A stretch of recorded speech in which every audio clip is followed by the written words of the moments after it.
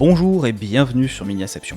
Au programme aujourd'hui, je vous présenterai l'histoire d'une Mercedes oubliée à l'échelle 1 et quasiment inexistante à l'échelle 1/18. Je vous présenterai ensuite ses déclinaisons miniatures. Et pour finir, à l'attention des nouveaux, à savoir tout le monde, c'est ma première vidéo, je vous détaillerai ce à quoi vous attendre sur cette chaîne YouTube. Commençons par l'histoire de cette fameuse W210. Elle succède à la légendaire W124, icône de robustesse et du design rectangulaire de Mercedes durant les années 80-90. La 210 servira de passerelle justement entre ce design taillé à la serpe et le bio-design des années 90-2000. Elle fera carrière de 95 à 2002 et Mercedes lui offrit un petit facelift en 99. Elle précède donc la W212, beaucoup plus arrondie.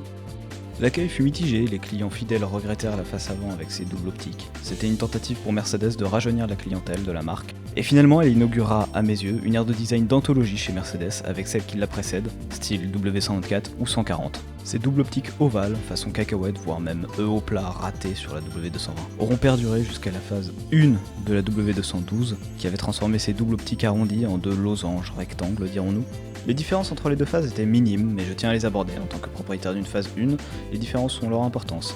On notera des feux arrière redessinés, les répétiteurs de clignotants latéraux se déporteront sur les rétroviseurs, et surtout la face avant accentuera son côté bio-design avec davantage d'arrondi, à mon plus grand désarroi. Et bien entendu, les motorisations sont revues et modernisées.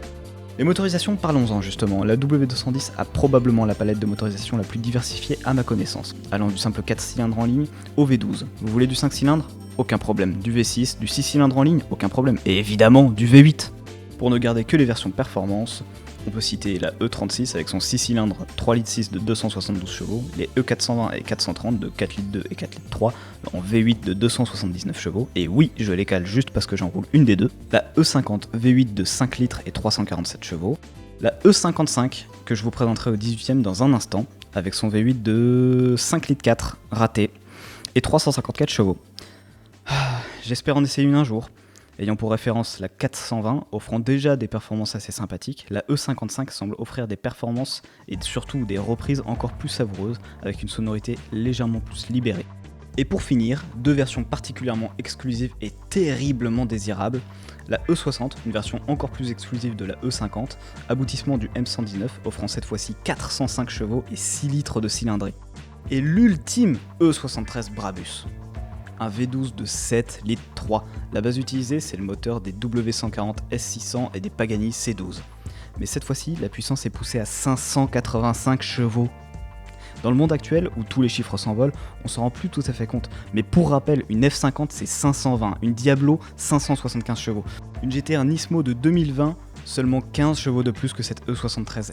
Et une McLaren F1, le monstre à l'époque, n'était pas beaucoup plus puissante, avec seulement 627 chevaux. Les 585 chevaux suffisent donc à la W210 pour obtenir le titre de berline la plus rapide du monde, avec 330 km/h en pointe et un 0 à 100 effectué en 4 secondes 5. Et là aussi, pour rappel, une F50 c'est 327 km/h et 3 secondes 8 de 0 à 100. La GTR Nismo 315 et 2 secondes 5. La F1 atteint les 391 km/h et 3 secondes 2 pour le 0 à 100, putain quel monstre. Et la dernière E63 S 4matic Plus avec ses 612 chevaux, 30 ans plus tard, ne fait que 331 km/h et 3 secondes 4 de 0 à 100. Une version particulièrement désirable, cette E73. Malheureusement, tout n'est pas rose pour cette génération de classe E. Elle subit un changement de type de peinture, impliquant une sensibilité à la corrosion accrue, quelques soucis sur l'électronique et une qualité d'assemblage et de matériaux en régression par rapport à la génération précédente. Tous ces petits soucis mis bout à bout ont terni l'image du modèle ainsi que celle de la marque à l'étoile. Malgré tout, elle connut un succès commercial avec 1,6 million de ventes, prenant la tête du marché avec sa rivale la série 5 E39 écoulée à environ 1,4 million d'exemplaires. Même si, à titre personnel, je ne suis jamais monté dans une W124, je peux vous assurer que la W210 reste au-dessus de bon nombre de voitures du marché actuel, même des premium, en termes de qualité d'assemblage, de confort et de matériaux utilisés. De nos jours, elle est devenue relativement abordable d'occasion, et pour ma part, je ne peux que la recommander. La mienne aura 30 ans dans quelques mois et pas un rossignol à son volant. Son V8 de 4 litres 2 se porte à merveille, je ne peux pas en dire autant de sa ventilation qui, elle, a pris sa retraite pour le moment. Si vous en cherchez une, elle est disponible dans de nombreuses déclinaisons, berline, break, cabriolet, coupé, bien qu'en réalité la CLK repose sur sa petite sœur, la classe C, et pour les plus extravagants, ambulance, corbillard ou même une limousine. Bien, maintenant que vous connaissez mieux la W210, passons désormais à la miniature. Comme je vous le disais, la 210 est assez rare au 18ème. La marque Hanson a proposé la phase 1 en break, il y a longtemps, avec une finition relativement grossière. Puis Automobile s'est décidé en juin 2025 à produire 2000 exemplaires de cette E55 phase 2 Au moment où je tourne cette vidéo, elle est toujours disponible à 70 € hors frais de livraison. Elle est également disponible au 64e sur des sites chinois, mais je vous en parlerai dans une prochaine vidéo. Concentrons-nous maintenant sur ce modèle automobile. Petite pause, le temps de présenter la chaîne Miniaception. Chaque semaine, je vous présenterai un modèle au 18e, si c'est pas une vidéo d'actu sur le monde de la miniature ou des vidéos bon plan. Au format vertical, vous retrouverez des unboxings, des vidéos bon plan et peut-être des présentations de voitures 1/64e si ça vous tente.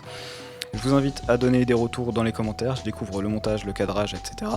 Donc si vous avez des suggestions pour que j'améliore mon contenu, je suis preneur. Et sur ce, je vous laisse sur la suite de la vidéo. Pour ceux qui ne connaîtraient pas la marque bretonne de miniature automobile, c'est une marque qui produit principalement des modèles au 18e, mais également pour ceux qui ont beaucoup d'oseille et de place, du 1/12e.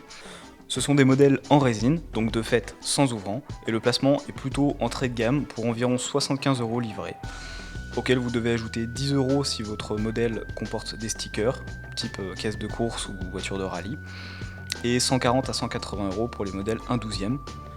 En parallèle de ça, ils proposent fréquemment des packs avec une camionnette, une remorque et une voiture de course au 18e pour environ 180 €. On va commencer par la face avant, et l'on remarque tout de suite que c'est une face 2 avec ce galbe sous les 4 optiques ovales, mais également au capot qui n'englobe pas parfaitement la calandre. Il y a un détail sur les voitures des années fin 90, début 2000 que j'aime particulièrement. C'est le jaune chrome qui entoure la voiture. Malheureusement, ce gris masque ce détail. Il n'empêche que le rendu est excellent, comme bien souvent chez Automobile concernant la peinture. J'ai vraiment l'impression de voir ma Mercedes miniaturisée sous les yeux. Logique, vous me direz. L'effet vert des 6 optiques de la face avant est vraiment réussi. Les points de fixation sont discrets, voire invisibles pour les 4 plus petites optiques. On distingue bien les ampoules derrière cet effet vert.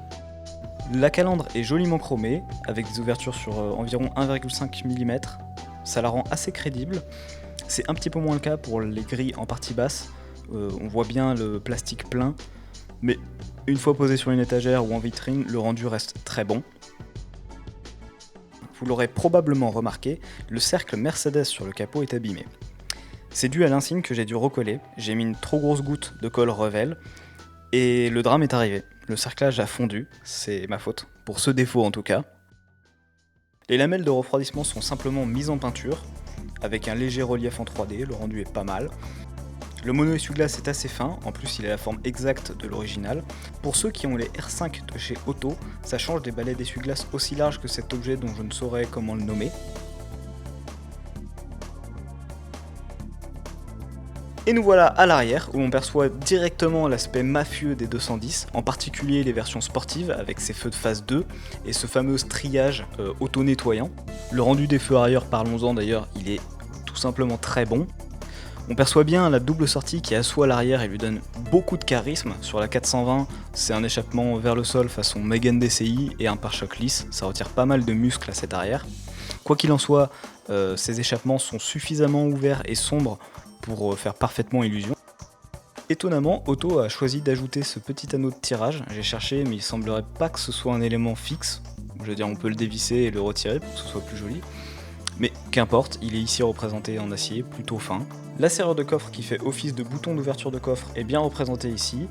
Les différents sigles E55, Mercedes et AMG sont en vrai 3D avec de bons reliefs et de bons effets chrome, c'est plutôt chouette. Ce qu'il est moins par contre, c'est le choix curieux pour le troisième feu de stop, qui est un rendu papier cadeau Noël rouge brillant, pas fou. Même si le rendu en vidéo est pas mal, en réalité c'est pas fameux. Au passage, on note les lignes de dégivrage qui sont bien représentées, comme la ligne de coffre, avec un mini aileron directement dans la tôle. Je vous mettrai une petite photo, c'est une ligne un peu méconnue. Petite particularité des 210, c'est l'antenne radio, cachée dans une des ailes arrière. Pas besoin d'aileron de requin ou pire d'une antenne classique. Et petite anecdote, on aperçoit les 3 appuis-têtes arrière déployés. Sachez qu'à l'intérieur, on a un petit bouton pour les rabattre automatiquement via un système pneumatique. Il y a également un rideau électrique. Ça fait partie des petits plaisirs sur les Mercedes de cette époque.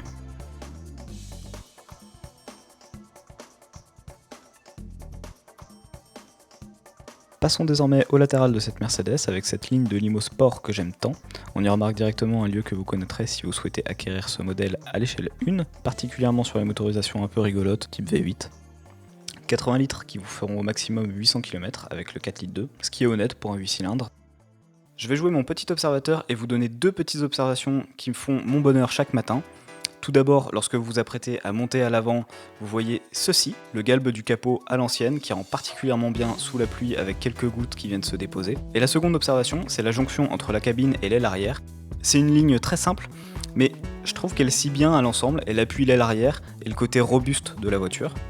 On va s'attarder sur les poignées, finement modélisées, avec en partie haute du chrome et la partie basse couleur carrosserie, ce qui montre encore une fois que c'est une phase 2 puisque les phases 1 il n'y avait pas de couleur carrosserie, c'était du plastique et le chrome. À ce sujet, on constate un défaut d'ajustement sur mon modèle et je me rends compte au passage que sur la poignée conducteur, le trou de serrure est modélisé, c'est plutôt sympa. Le sigle avant-garde sur la baguette est d'une finesse irréprochable. J'aurais pu dire la même chose de ces superbes jantes monobloc AMG, mais jamais de tatillon et il y a des défauts. Premièrement, vous pouvez le voir, mais les roues tournent horriblement mal. Le second reproche, c'est le monogramme AMG qui n'est pas apposé de la même manière sur chaque jante. À l'avant, le A pointe à l'intérieur et à l'arrière, il pointe vers l'extérieur. Voilà, c'est un petit détail. Cependant, l'ensemble reste très agréable à la vue, les freins sont simples mais bien représentés et on retrouve même les valves sur les jantes. On apprécie la mise en peinture des parties basses ainsi que les entourages de fenêtres et des rétroviseurs qui comportent les esquisses des clignotants sur les phases 2. Sur les phases 1, le répétiteur de clignotants se trouve sur l'aile. Et pour finir sur le latéral, un petit avis perso, ce bas de caisse me fait pas mal penser aux Fiat Coupé ou encore les Alfa Type 916. Il est désormais temps de se pencher sur la déception de cet exemplaire, l'habitacle. On constate l'innovation allemande avec ce siège passager validé par l'Euro NCAP. Je vous ferai un retour sur le SAV d'Auto dans les commentaires, mais pour être franc, ça fait 1 mois et demi que j'ai pas de réponse. Affaire à suivre.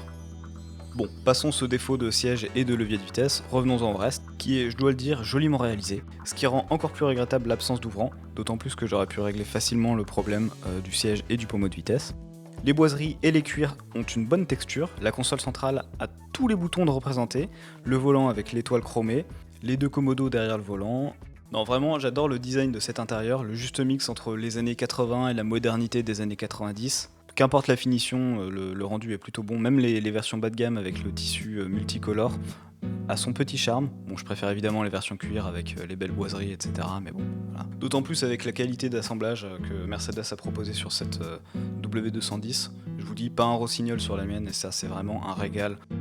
J'ai découvert que l'habitacle cachait un mystère. Le ciel de toit représente un toit ouvrant, alors que la tôle, vous le voyez bien, il n'y a pas de toit ouvrant. Est-ce que Auto nous réserve à l'avenir un modèle avec toit ouvrant? Peut-être, ce serait sympa d'avoir d'autres coloris, peut-être même des versions pas AMG, ce serait sympa. Pour conclure sur cette miniature, vous l'aurez finement deviné, j'aime grandement ce modèle de Mercedes. Il est rafraîchissant de l'avoir débarqué au format 18ème, dans les standards de la production actuelle, Automobile étant une marque qui ne m'avait jamais déçu sur ma dizaine de commandes chez eux. J'étais ravi de voir venir cette Mercedes au rapport qualité-prix théoriquement très bon. Malheureusement, en plus des 2 mois d'attente normaux suite à la précommande, Auto a eu un retard d'1 mois et demi. Et donc, quelle ne fut pas ma réaction, au bout de 3 mois et demi d'attente, pour ma Mercedes en miniature, lorsque je vis les différents défauts que vous avez pu voir. Le SAV Auto ne semblant pas être des plus réactifs non plus, voilà qui complique grandement ma conclusion et ma note finale. Et c'est sur cette terrible déception que nous nous quittons. Merci de m'avoir écouté et à la semaine prochaine.